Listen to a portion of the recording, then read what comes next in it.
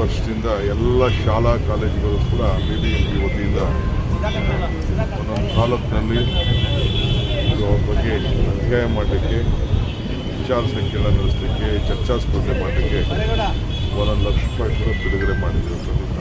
ಇವತ್ತಿನ ವಿಷಯ. ಎರಡನೇದು, ಆ ಕಾರ್ಯಕ್ರಮಗಳನ್ನು ದೊಡ್ಡದಾಗಿ ಮಾಡಲಿಕ್ಕೆ ಬರೀ 25,000 ನಮ್ಮ ಕಲ್ಚರ್ ಡಿಪಾರ್ಟ್ಮೆಂಟಿಗೆ ನಾವು ಬೆಂಗಳೂರು ವತಿಯಿಂದ ಇನ್ನೊಂದು 1 ಲಕ್ಷ ರೂಪಾಯಿ ಆ್ಯಡ್ ಮಾಡಿ ಕೊಡ್ತಾ ಇದ್ದೀವಿ. ಸ್ವಲ್ಪ ಚೆನ್ನಾಗಿ ವಿಜೃಂಭಣೆಯಿಂದ ಮಾಡಿ, ಯಾಕೆಂದರೆ ನಾಡಿನ ಎಲ್ಲ ಜನತೆ ಬಂದು ಬೆಂಗಳೂರಲ್ಲಿ ಬಂದು ಸೇರ್ಕೊಂಡಿದ್ದಾರೆ. ಕೆಂಪೇಗೌಡ ಎಲ್ಲರ ಆಸ್ತಿ, ಒಂದು ಜಾತಿ ಒಂದು ಧರ್ಮಕ್ಕೆ ಸೇರಿದವರು ಅಲ್ಲ. ಸೊ ಅದಕ್ಕೆ ಎಲ್ಲರಿಗೂ ಕೂಡ ಹೆಚ್ಚಿಗೆ ಪ್ರಚಾರ ಆಗಲಿ ಅನ್ನೋ ದೃಷ್ಟಿಯಿಂದ ಒಂದು ತೀರ್ಮಾನವನ್ನು ಮಾಡಿದ್ದೇವೆ.